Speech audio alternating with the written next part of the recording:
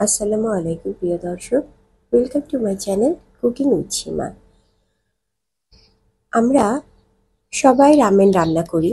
আজকাল সুপার শপগুলোতে Korean instant ramen পাওয়া যায়।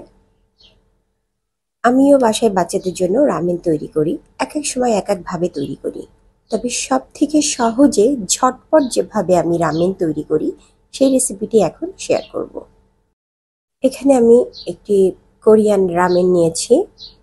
রামেনের মধ্যে আছে একটি রামেনের নুডলস কেক, 2টি মশলা।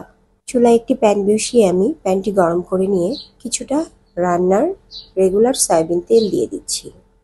তেলটি যখন গরম হয়ে যাবে তখন আমি এর মধ্যে একটু পেঁয়াজ আর রসুন কুচি দিয়ে ভেজে লাল করে নিব। খুব বেশি লাল করব না, একটু কালারটা চেঞ্জ করে নিব। পেঁয়াজ রসুনের যখন কালারটা একটু চেঞ্জ হয়ে আসবে তখন আমি একটা টমেটো কুচি দিয়ে দিচ্ছি এর মধ্যে। আসলে রামেন নানানভাবেই রান্না করা যায়।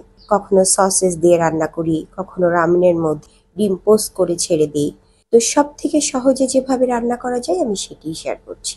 পেঁয়াজটা সাথে টমেটো একটু নাড়াচাড়া করে আমি 3 কাপ পরিমাণ পানি দিয়ে দিচ্ছি।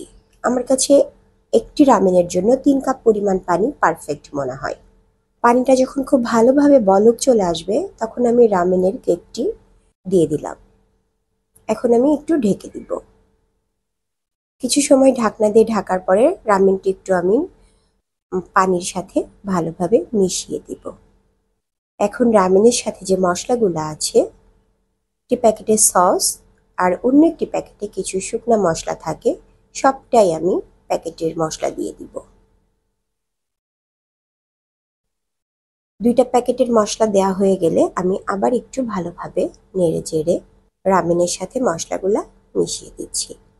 এখন একটু ঢাকনা দিয়ে ঢেকে দিব। রামেনটা একটু ঝোল ঝোল খেতেই ভালো লাগে, খুব বেশি শুকনা করব না। আমি 2টা কাঁচামরিচ দিচ্ছি একটু ফ্লেভারের জন্য। আমার কাছে রামেনের মধ্যে কাঁচামরিচের ফ্লেভারটা ভালো লাগে। রামেনের ঝোল খুব বেশি শুকাবো না, একটু ঝোল ঝোল থাকতেই আমি রামেনটা নামিয়ে নিব। হয়ে গেছে আমার রামেন রান্না।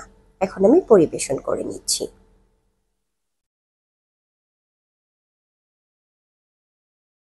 আমি আগে থেকে একটি ডিম সেদ্ধ করে 2 ভাগ করে রেখেছিলাম, সেই ডিমটি দিয়ে দিচ্ছি রামেনের উপরে। একটু লেটুস পাতা দিয়ে দিব। এই তো হয়ে গেল আমার ঝটপট ইনস্ট্যান্ট রামেন।